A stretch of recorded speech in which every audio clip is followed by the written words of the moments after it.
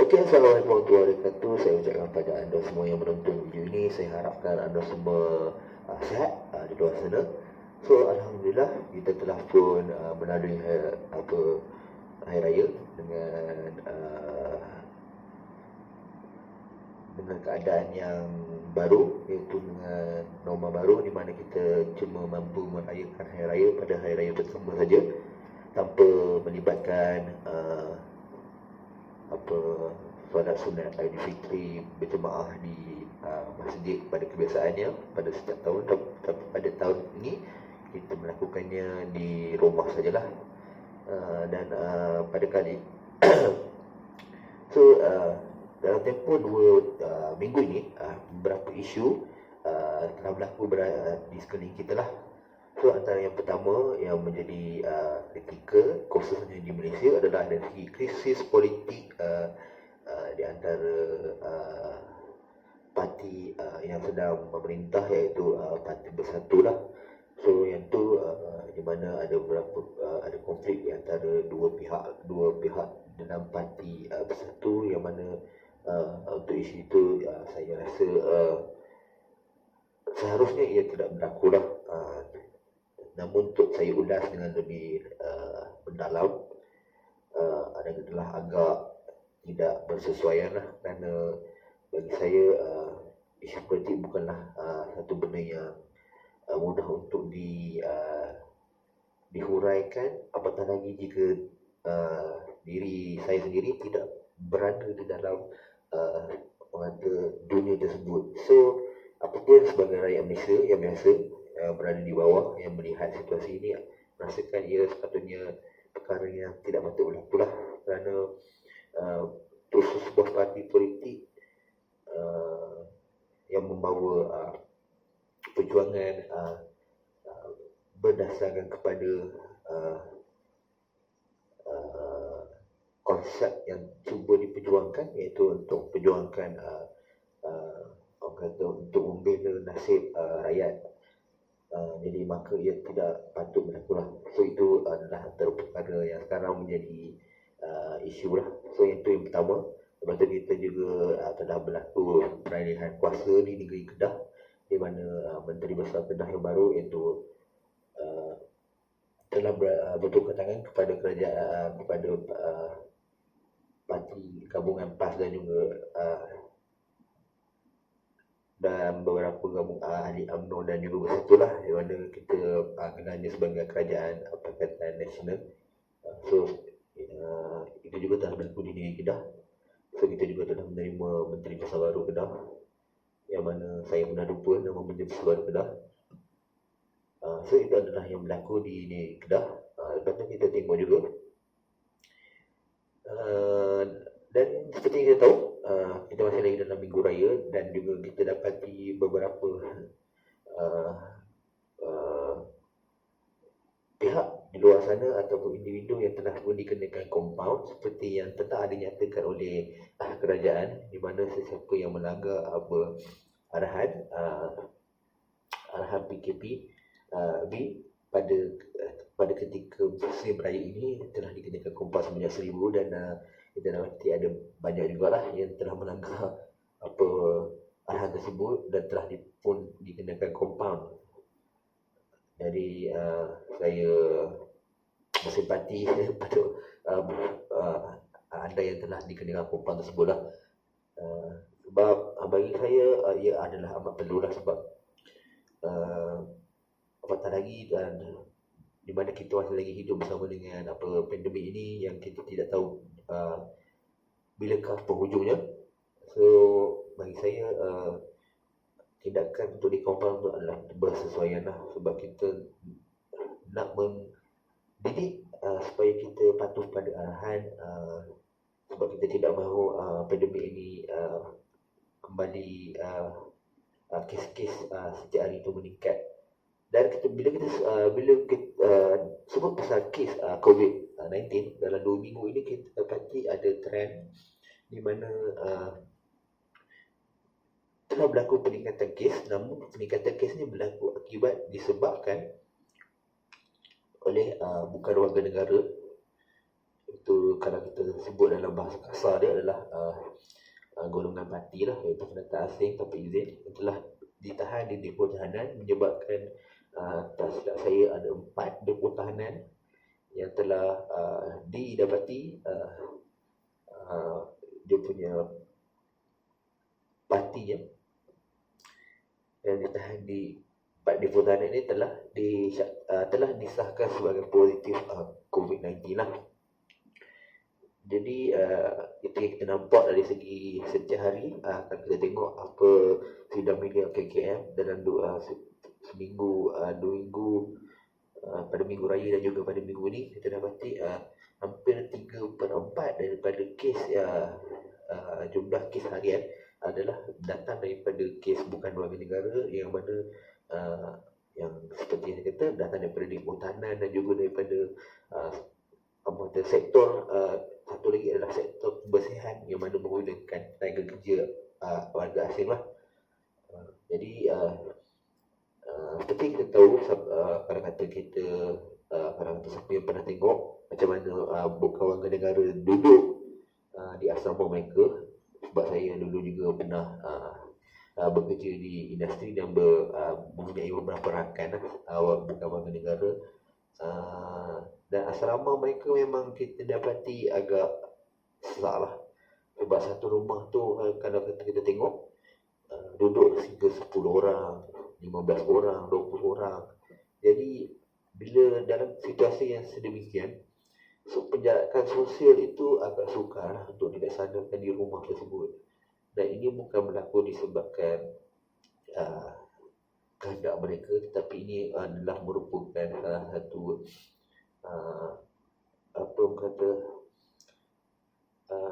apa yang diperlukan oleh pihak majikan lah. Tapi namun alhamdulillah, perkara yang baiknya adalah apabila ini berlaku, so pihak kementerian telah pun mereview semula atau undang-undang berkaitan dengan pendapatan warga asing yang perlu disediakan oleh majikan, dan selepas ini pihak majikan perlu mematuhi lah. So dari segi kos untuk pihak majikan mungkin akan merasakan dia adalah satu bebanan lah. Tetapi itu yang patut kita lakukan demi untuk memastikan COVID-19 ini tidak merebak dengan lebih banyak lagi lah. So itu yang berlaku pasal kes COVID-19 di Malaysia. So kita masih lagi dalam ni, masih lagi perlu berhati-hati, walaupun kita dah, macam saya kata lah, kita dah mula boleh menikmati kehidupan. Kita boleh pergi bekerja, kita boleh pergi ke shopping mall, tapi kita masih perlu lagi memastikan SOP yang telah dinyatakan oleh pihak kementerian dan kerajaan dipatuhi setiawasa lah. Itu itu kita sebut pasal kes COVID-19. So kita tengok pula dari segi kes kita tengok dari segi isu yang berlaku di luar negara. So pada kalau kita dapati dalam 3-4 hari ini, di mana kalau kata anda semua mengikutilah perkembangan dunia luar, kita dapati sekarang ini di Amerika berlaku rusuhan dan juga demonstrasi yang pada mulanya agak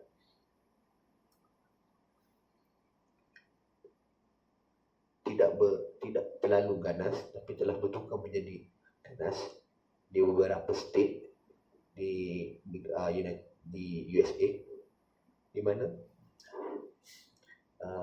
ini disebabkan oleh salah satu video klip yang diviralkan di media sosial lah, iaitu kes George Floyd, di mana kalau kata anda semua menonton video tersebut, anda boleh tengok bagaimana tindakan polis terhadap George Floyd, yang mana merupakan salah satu penyalahgunaan kuasa lah, hingga menyebabkan kematian George Floyd tersebut. So ini daripada video ini maka berlakulah demonstrasi dan juga rusuhan yang yang mana merupakan menjadi satu titik permulaan untuk mereka bertindak ganas lah. Sebab seperti yang kita tahu, US adalah salah satu negara yang merupakan dia mempunyai isu dari segi penindasan kaum penindasan kaum, walaupun tidak secara jelas, bukan tidak jelas, tapi walaupun ia memang siapa yang pernah duduk di US ataupun kalau anda biasa menonton drama-drama US, anda tengok orang kata taraf antara warga negara Amerika yang berkulit putih dan juga yang berkulit lain daripada kulit putih adalah diberikan layanan berbeza lah di Amerika. Berdasarkan pada itu, kita tahu bahawa memang ada jurang perbezaan dari segi layanan, dari segi mereka untuk mendapat pekerjaan. So mereka melihat pada faktor tersebut. Itu juga sebenarnya berlaku di Malaysia. Cuma di Malaysia kita lebih kita tidaklah terlampau ekstremis sehingga menyebabkan berlaku perkara seperti yang berlaku di Amerika lah. Kalau kata kita nak sebut adakah kita tidak ada, sebenarnya memang tidaklah, sebab kita still sama je. Kita sebenarnya sama. Kita manusia biasanya memang akan melihat pada dari segi bangsa. Biasanya tapi apa yang berlaku di Amerika Syarikat adalah kalau kita melihat pada isu video tersebut adalah salah satu adalah dari segi polis mereka lah. So seperti kita tahu, sebab polis adalah ejen yang melaksanakan undang-undang sesebuah negara lah. So sekiranya pihak polis itu pihak yang melaksanakan undang-undang orang kata menyalahgunakan kuasa yang ada dan menzalimi pihak tertentu, so pastilah ia akan menyebabkan kalau kata saya sebagai seorang rakyat Amerika khususnya akan merasa diri saya tak selamat lah. Itu yang berlaku pada warga negara Amerika berkulit hitam lah, di mana kalau anda baca kenyataan warga negara Amerika yang berkulit hitam seperti selebriti dan juga individu yang pernah hidup di sana, memang mereka merasakan mereka hidup dalam keadaan ketakutan lah. So itu yang kita agak bagi saya ia tidak sepatutnya berlaku lah. Dan apa yang disebabkan itulah apa yang sekarang berlakunya letusan tersebut, sebab ketegangan semakin memuncak, di mana apatah lagi sekarang ni mereka juga sedang menjalani perintah berkurung disebabkan pandemik ni lah, COVID-19. So bila seorang manusia berada dalam keadaan yang tertekan, so kita pun tahu di mana rakyat Amerika pun sekarang sedang mengalami masalah dari segi pengangguran, dari segi pandemik, di mana dan juga apabila berlaku dan apabila pihak kerajaan persekutuan mereka sendiri tidak memberikan jaminan kepada rakyat mereka adakah mereka akan selamat daripada pandemik ini. So itu yang menyebabkan faktor-faktor tambahan lantas menyebabkan tercetusnya demonstrasi dan juga rusuhan yang berlaku di Amerika Syarikat ketika inilah. So itu adalah dari segi apa yang berlaku di Amerika Syarikat.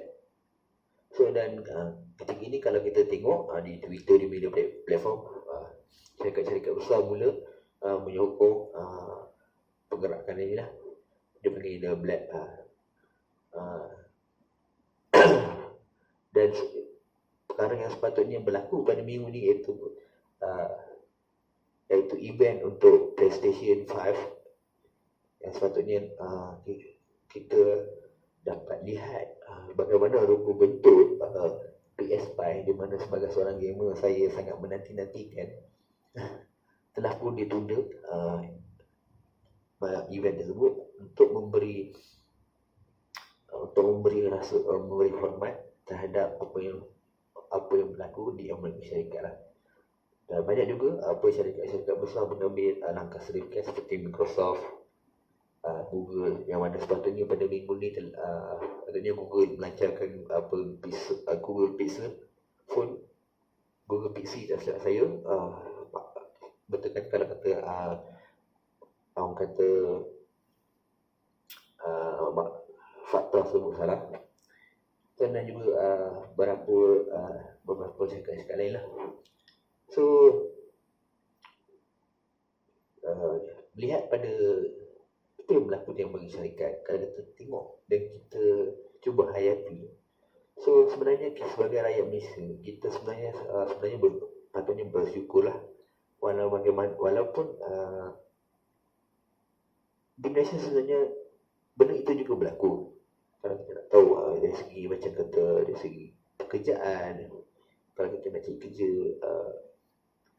kalau di syarikat apa yang mana mungkin syarikat yang pemilikannya adalah daripada bangsa Cina, so kita kadang-kadang ada syarat perlu pasti berbahasa Mandarin. So itu adalah betul kalau kata mungkin syarikat orang Melayu mungkin mengutamakan orang Melayu, tetapi kita tidaklah orang kata terlampau ekstrim dari segi orang panggil kaum ekstrim terhadap bangsa dan juga warna kulit. Jadi sebagai seorang rakyat Malaysia, kita rasa betul bersyukurlah sebab kita hidup, walaupun kita hidup dalam pelbagai bangsa, agama dan juga budaya, tetapi kita sebenarnya saling hormat menghormatilah, walaupun ada jugalah segelintir beberapa segelintir dalam kalangan kita yang mungkin agak ekstrim. So kalau kita tengok apa yang berlaku kadang-kadang kita tengok dalam berita, ataupun kalau kata anda cuba cari di dalam Facebook komen-komen, kadang-kadang mungkin ada yang bersifat rasis.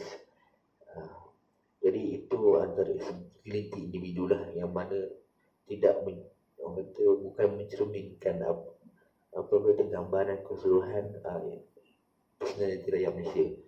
Sebab kalau kata kita tengok di luar negara pun, di luar negara memang sangat-sangat mengkagumilah bagaimana rakyat Malaysia mampu hidup berbilang bangsa, berbilang kaum, dan tanpa ada isu yang besar sehingga menyebabkan seperti berlaku di Amerika Syarikat, berusuhan.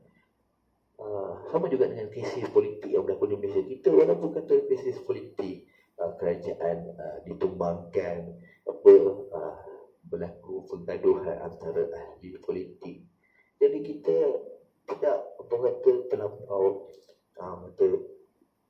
ekstremis, di mana kita hingga menyebabkan kita melakukan rusuhan. So kita masih lagi dalam keadaan tenang, kan? So itu antara yang hebatnya dari Malaysia lah. So itu kita sebut dari segi itulah. So sebagai rakyat Malaysia kita betul bersyukur. Dan yang akhir sekali untuk video kali ini, isu yang saya nak cuba kupas corona masuk. So orang kata bunga lah, ayat-ayat bunga, apa yang kita nak kupas, beberapa isu yang tadi nak kupas. So isu yang last sekali adalah, bila kita dah sebut pasal tadi kita cuba recap balik lah. So pertama kita dari segi kes COVID-19 yang berlaku betul dari segi krisis politik di Malaysia. Lepas tu kita ada juga isu rusuhan di Amerika Syarikat. Lepas tu kita ada dari segi dari segi dunia gaming, patutnya PS5 punya event, patutnya kita boleh dapat premium, kita terpaksa ditangguhkan. Lepas tu kita ada dari segi sukan, dari segi sukan kita dah lihat beberapa sukan telah pun liga bola sepak lah. So kita fokus kat bola sepak sebab saya follow bola sepak sebab salah satu minat sukan saya adalah bola sepak, walaupun saya tak berapa aktif bermain. So Liga Jerman telah mula start. So EPL pula akan start insya-Allah dalam bulan 6 ini. So kita kebanyakan liga-liga utama di dunia bola akan mula disambung semula lah dengan SOP yang telah diberikan. So sekurang-kurangnya kita dapat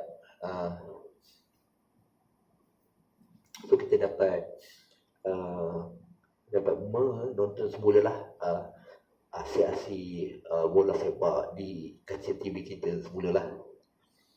So itu yang telah berlaku di seantero dunia dan juga di Malaysia lah. So untuk kali ini saya rasa cukuplah apa yang saya ingin sampaikan. So insya-Allah kita akan berjumpa lagi pada video yang akan datang, mungkin dengan isu-isu yang lebih menarik, dan mungkin juga dan insya-Allah saya akan cuba pada masa akan datang akan cuba menghasilkan video yang lebih spesifik. So kalau kata anda menonton video ini di YouTube channel saya, so anda akan dapati saya akan cuba berbicara. Saya punya sasaran sekarang adalah cuba untuk berbicara berkaitan dengan orang kata antara minat utama saya iaitu adalah game lah. Dan saya akan cuba fokuskan pada game di konsol lah, especially untuk konsol PS4 lebih dahulu lah. Dan jika terdapat keperluan ataupun permintaan daripada anda untuk melakukan kupasan tentang game-game yang berada di konsol-konsol lain ataupun di platform lain, so insya-Allah saya akan cuba lakukan. Tapi itu yang saya akan buat dulu. Tapi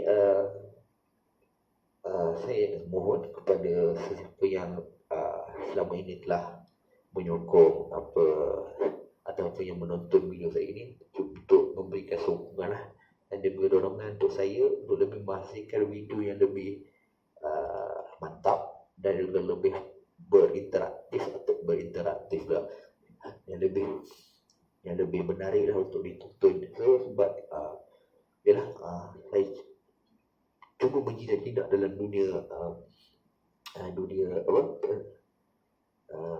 sosial ini untuk cuba memberikan untuk cuba mengkongsi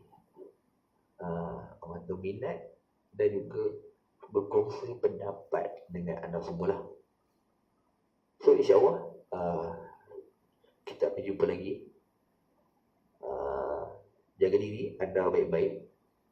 Pastikan anda mematuhi arahan pihak berkuasa. Stay home, stay safe. Dan juga doakan supaya pandemik ini akan tamat dengan segera, insya-Allah. Okey, assalamualaikum warahmatullahi wabarakatuh. Jangan lupa like, follow dan share video ini. Sekiranya video ini bermanfaat, dan sekiranya anda ada komen ataupun idea, anda boleh tujukan kepada saya sama ada melalui IG saya iaitu Jejak Terpuji Syurga, ataupun anda juga boleh melalui Facebook saya iaitu Jejak Terpuji Filon. So sila hantarkan anda punya pendapat, komen dan idea anda ataupun kritikan kepada kedua-dua channel tersebut, kedua-dua saluran media sosial saya lah. Dan jika anda nak follow YouTube saya, anda boleh cari JTF channel lah. So anda boleh cari dan anda boleh subscribe. Dan subscribe anda membantu saya untuk membantu orang lain, insya-Allah. Okey, assalamualaikum warahmatullahi wabarakatuh. Bye bye.